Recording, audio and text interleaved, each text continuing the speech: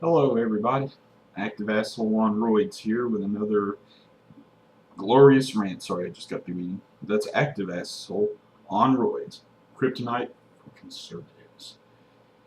I'm off my roids, off my rocker, and on the warpath once more. Tonight, I'm going to take aim at the goddamn cockroaches. One thing that followed me from my old place. Tonight, I'm going to take aim at the anti-coercion concept, the anti-coercion principle that libertarians love to fucking tout, love to hide behind whatever when they assume they have some kind of monopoly on voluntary transactions, just like they assume that they have a monopoly on so many other things, or at least that their concept is the only true one.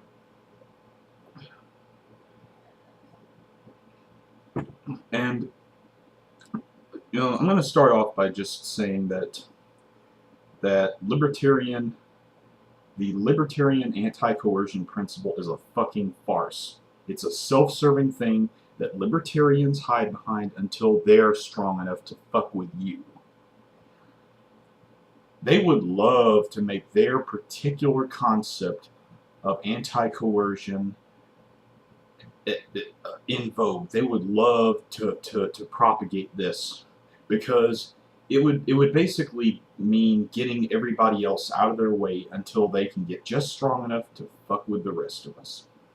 Because let's look at history for a second. How many libertarians or prophets or people that libertarians consider the prophets of their movement, or folks who push the economic policies that libertarians adore, how many of them actually gave two shits about anti-coercion, about the libertarian anti-coercion as soon as they became strong enough? Well, I would say very few, if any.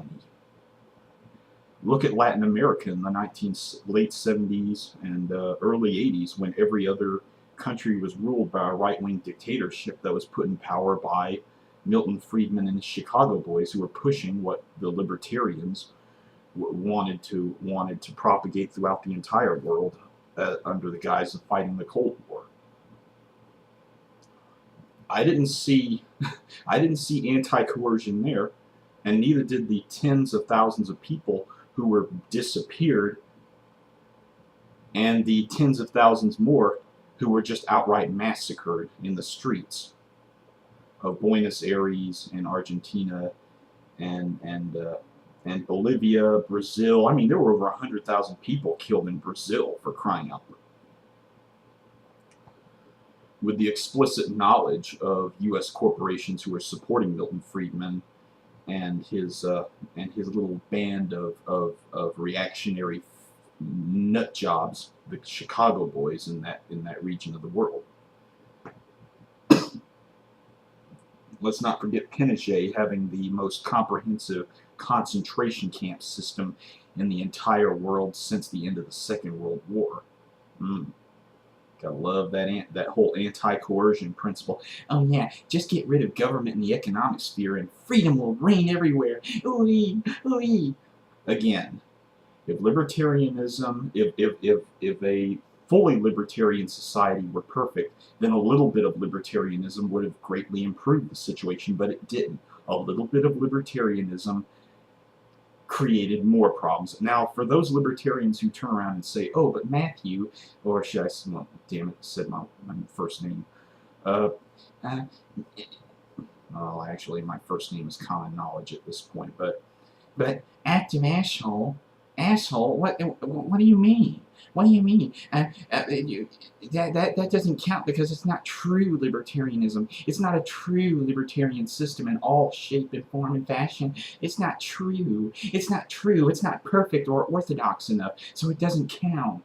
You're being unfair, Matt. You're being unfair. Really? Really? Look at all the examples of libertarian societies. I know I'm getting off topic here, but I have to go down this tangent just a little bit. Look at all the examples of libertarian societies that were tried. The Republic of Minerva lasted, what, 3 fucking weeks before infighting caused it to fall apart? Yeah. Libertarianism. So much for the idea that that the Libertarians were somehow distinct from the very communists they hated. Hell, both Libertarians and communists have, you know, as theoretically, they both have one goal in mind, and that's the eventual abolition of government. But they always seem to want to keep government around. They always want to seem to keep the apparatus of government around, particularly the parts that crush people underfoot. This is a point that was brought up by one of my friends, one of my subscribers, JD00720, where he talked about. Let me read it out to you. Here's his quote. I'm quoting him on this one. I find it pathetically obvious to the true ideal of right-wing libertarians/propertarians that they want to get rid of all government functions except for the military, police, courts, and of course property rights. Ironic that these 4 institutions have been used for centuries primarily to protect the wealth and power, from the ancient kings all the way up to today's modern oligarchs. I find it disgusting how they're able to twist words, freedom, and liberty to advocate oligarchic tyranny. You know, I couldn't have put it better myself. Libertarians, they say they're against government, they say they're against so many things, but the only parts of the government they want to get rid of are the ones that stand in their way, that prevent them from being able to crush people underfoot and basically sweep all the extra humanity under a rug. They have no problem with a military state as long as it pushes their bullshit.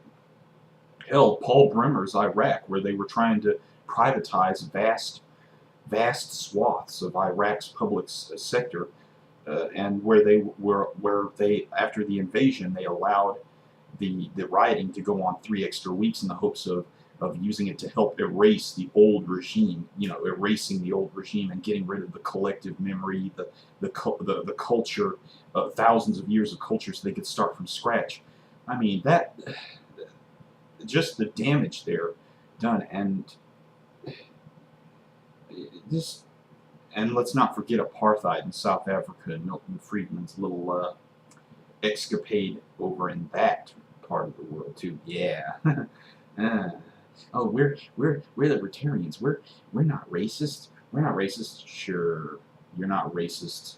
Tell that to the people of South Africa after they had all their jobs outsourced just before the ACA assumed power over Parliament. Tell that to them, to the people of South Africa, after their jobs were sent to other countries, after all the jobs, all the capital was outsourced by the apartheid leaders, and after the apartheid business leaders in that country enshrined into law, into their country's new constitution through the use of arm twisting and secret meetings with technocrats, their capacity to uphold the new post-apartheid regime, where even though the people of South Africa managed to drive out the white supremacist dictatorship, even though they managed to get the keys to the castle, in Naomi Klein's words, they could not get the combination to the safe. The dictators wound up being able to keep exactly what they really wanted the whole fucking time. Yeah, libertarianism being anti-coercion, my ass. And let's not forget the homegrown examples of these assholes. Milton Friedman was just one. What about the Koch brothers, the grandfathers of libertarianism, the guys who funded the John Birch Society, the Tea Party, and the Libertarian movement, going all the way back to 1949, and to a lesser degree the religious right, considering that most of the religious right's founders were originally John Birch Society members. the the Koch brothers are living proof that libertarianism is a farce, that their anti-coercion thing is a farce. I mean, if I mean, it's like this. If your anti-coercion thing were so anti, if the anti-coercion principle of libertarians was so anathemic to corporate power, which libertarians will claim up and down is ultimately the result of too much government power. If it's really diametrically opposed to corporate power, then wouldn't the Koch brothers not fund you guys at all? I'm just saying, you know, I find it ironic that the right-wing billionaires are the ones funding your asses and your think tanks, you know, libertarians. I find it funny that your sugar daddies depend on getting government out of the way so that they can trample people, and you guys are pushing this crap. Now, that leads me to another question, which has nothing to do with the topic of this video, but the question is, do libertarians have principles if their movement is willing to receive money from these people? If their movement is willing to take money from folks who have no problem with buying politicians after they've used the Libertarian movement and the Tea Party, respectively, to astroturf and push things like Citizens United so that they could buy off politicians, so they could create what originally were called bribery and a conflict of interest before Citizens United, of course. That's what I'd like to know.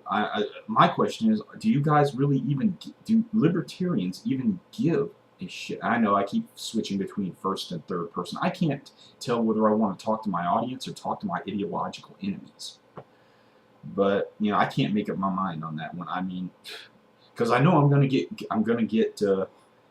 I think there's been a resurgence, just a small one, of course, lately, of libertarians who are going around and botting videos once more, thinking that, oh well, we laid off it for a short while, they won't notice if we ramp it up again.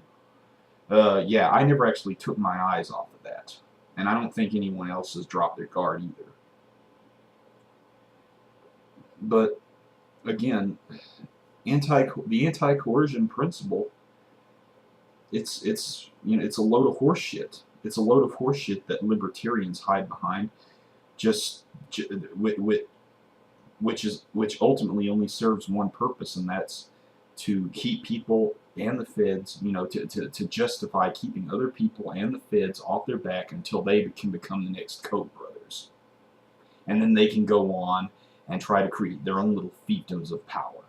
They just want people out of the way so that they can do, as Abraham Lincoln himself once said about the slave owners in the pre-Civil War America in the South, who also defended slavery while hiding behind property rights as being the ultimate end-all be-all. The ultimate freedom, I'm quoting Abraham Lincoln on this one. I know libertarians love to quote like hell, so I'm going to quote somebody. You can suck on it. Abraham Lincoln once stated that the perfect freedom that they pursue is the freedom to make slaves out of everyone else. And I you know, again, the Libertarian Party's primary benefactors are the ones who have engaged in the most graft and corruption. The Koch brothers stole shitloads of oil from the Indian reservations and then turned around and bought off the Congress that leading up into the 1994 elections, candidates, so that they could have their idea, their little brainchild, the Contract of America, enshrined in law. That, you know, to have it to have their particular ideas, you know, their proposed legislation put out there. This is before the American Legislative Exchange Council became as strong as it is today at the state level, but we were seeing signs of what the Koch brothers were trying to pull all the way back then. Libertarians, I think, you know, I've often said that that if the Koch brothers ever closed up shop, or if they died, libertarianism would die overnight. They're connected at the hip to the Koch brothers' money.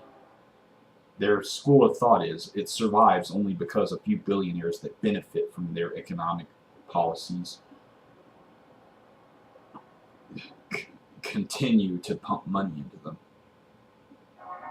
Libertarianism, it's a farce. You know, the ideology is a farce, but the anti-coercion thing that they hide behind to justify to justify the pushing of corporate license in America to do whatever the fuck plutocrats, modern day plutocrats, want. They think people are too fucking stupid to understand what they're up to. Hell,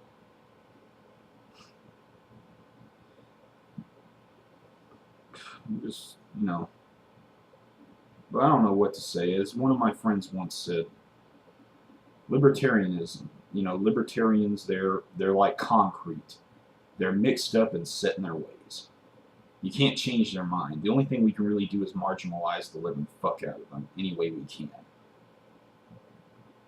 These little animals, and I do mean fucking animals, you know, because in my opinion, and I'm not using the term animals in the same sense as that madman Marcabella using the term farm animals as if it were some kind of cute Freudian slip of reading Animal Farm one too many times. I'm using the term animal in the sense that libertarians, they gave up their humanity. They gave up their humanity deliberately so that they could pursue power for themselves, so that they could pursue the freedom to be as wicked and as irresponsible and self-destructive and destructive to the rest of us, so that they could push for a world where they didn't have to pay a social price for any of the damages that they caused to the communities in this country and throughout the Latin America and other cheap labor pools throughout that litter the globe. It's, again, this is active asshole on roids. I'm gonna end on a weak note on this one. I got off on so many freaking tangents on this video. It's not even funny, but I don't know. I'm feeling pretty scatterbrained right now. Actually, that's been the last 4 or 5 videos I've made. I need to start making a transcript again. But yeah, I think that wraps it up. This is Active Asshole on Roids. Kryptonite for conservatives. Peace out, everybody.